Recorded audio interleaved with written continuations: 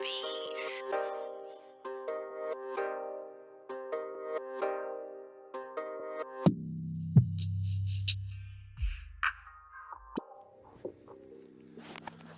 Yo, what's up, YouTube? This is your boy Junior, aka Smoking Guns, out here in Tucson, Arizona, representing the Ultimate Fight Club, giving you the latest content in boxing and MMA news that is out. So today we're going to be talking about a video that I've been wanting to come out with for a couple of weeks now.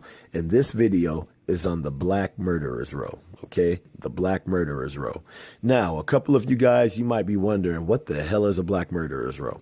Well, I'm going to give you the definition of that right now, okay? So, Murderers Row in boxing, or referred to boxing, refers to a group of boxing contenders in the United States competing in the 1940s and 50s, primarily of an African-American background, renowned for their toughness and great boxing ability. At the time, they were feared throughout the boxing world and are categorized as being the most avoided fighters of their generation. Now, when I think about this term, Murderers Row in boxing, or the Black Murderers Row, the first thing that comes to my mind is that 147-pound welterweight division. Now, when you look at that 147-pound welterweight division, the championship lineup that you have right there are a group of friggin' murderers right there. They're a friggin' group of killers. That means if you are in that division and you are trying to get a belt, dude, you are going to go through hell and back trying to get a belt. Not only are you going to go through hell and back, but it's a very good chance that you will get stopped brutally by any one of these champions. Okay, so first, you have the IBF champion, Errol Spence. You have the WBO champion, Terrence Crawford. You have the WBC champion, Shawn Porter. And you have the WBA champion, Keith Thurman. And the cool thing about this division is they have been very vocal, or some of them have been very vocal about unifying this division. And unifying this division, oh my goodness, it would friggin' be brutal, man. And the stars would literally have to align for one of these particular fighters in order for them to be able to unify this division. Now, a couple of the fighters in this division have been very vocal about unifying the division. Those fighters in particular are Errol Spence and Terrence Crawford. And then you have another fighter who was very vocal about unifying the division in Keith Thurman. But it seemed like once Errol Spence got that belt, his vocality went down dramatically in wanting to unify that division. And he started getting injuries and all sorts of other stuff, man. But he's about to be coming back to fight Josecito Lopez. And hopefully when he comes back in this fight, if he's still in that prime shape that he was in when he first started talking about unifying the division, dude, he will friggin' give anybody problems. That dude, Keith Thurman, is a friggin' beast right there. I'm talking about that dude is a straight up killer. So this is going to be some really fun times going into this 147-pound division right here. Now, with this Murderers Row video, we are going to be doing highlights on particular fighters and what would they have to do to unify the division. And today, we are going to be highlighting Errol Spence, Errol the Truth Spence. Errol the Truth Spence, this dude is a friggin' dog of the division. I mean, he is a friggin' Sherman tank. That's what I like to call him, a Sherman tank. Like, he just goes forward, breaks you down, and stops you brutally. And he has a very good chance of being able to unify the division, a very damn good chance. But at the same time, there are particular flaws that could hinder him in being able to unify the division. Now, the best unification match that he has in this division, the best matchup, that being said, would be against Shawn Porter. If Shawn Porter was to fight Errol Spence, I think Shawn Porter would get stopped friggin' brutally. I think he would get friggin' murked. And that's not me joking either. He would friggin' get murked.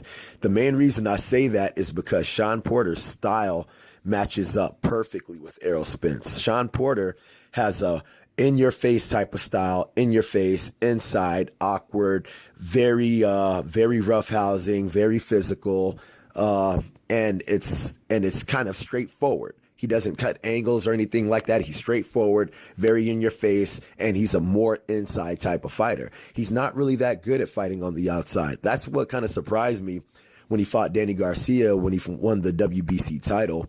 And he was, the first couple of rounds, he was trying to fight Danny Garcia from the outside like he was trying to outbox him.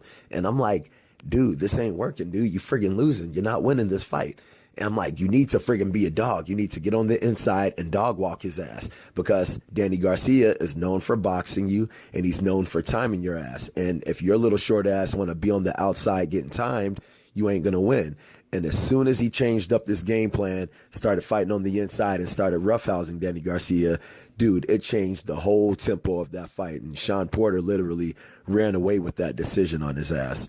But that particular style would backfire dramatically if he tried to fight on the inside with Errol Spence.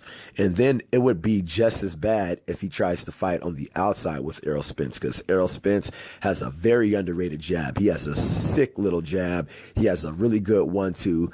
I could see him pot-shotting Sean Porter into stopping his ass, or I could see him just literally just Sherman tanking his ass. He'll walk Sean Porter's ass down, and Sean Porter does have good footwork, but I don't think that it would be good enough for him to be able to stop Errol Spence. Errol Spence would literally walk him down and friggin' brutalize his ass into a stoppage.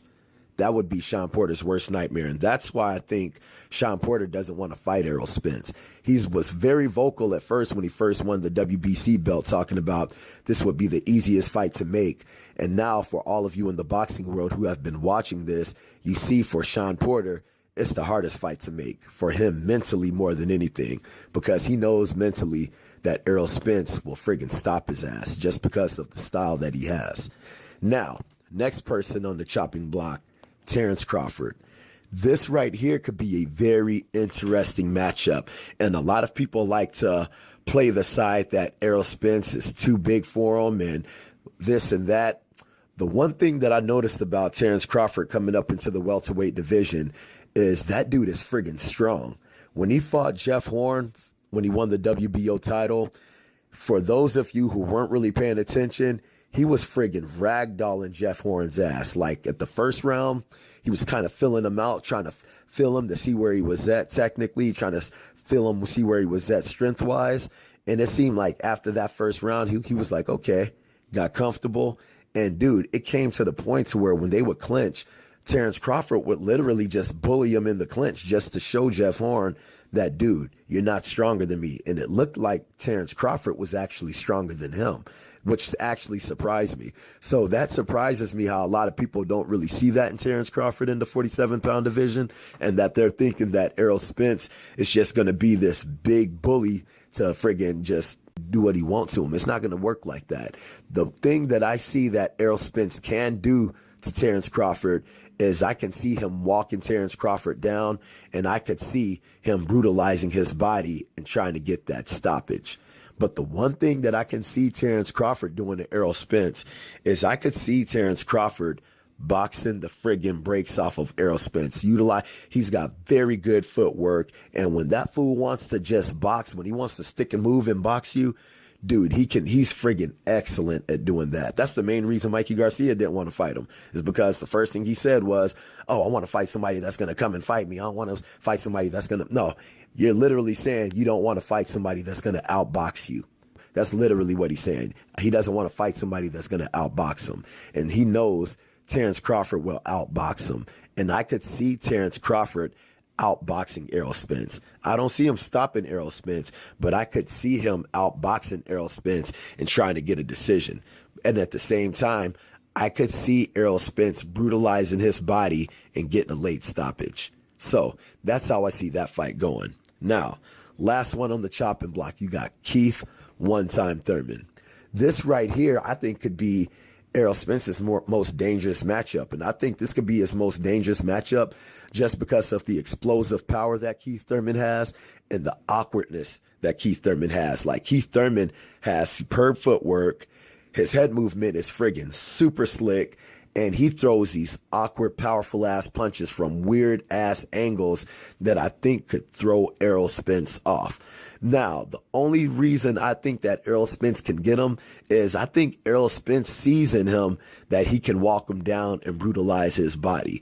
And the only thing that I question is, can Errol Spence stay in the fire with Keith Thurman and take them awkward ass bombs that Keith Thurman throws. Because like I said, Keith Thurman throws some awkward ass bombs. And I'm talking about when he throws them awkwards, they come from all kind of weird ass angles, and the mugs be having some friggin' fire heat to it. So if he would be able to take those punches, if he could stay in the fire and take those shots and be able to brutalize Keith Thurman's body, I could see him breaking down Keith Thurman and getting a late stoppage on Keith Thurman also. So these would be some really good matchups for Errol Spence. And for him to unify the division, that's what I would have to see him doing. So I hope you guys like the video.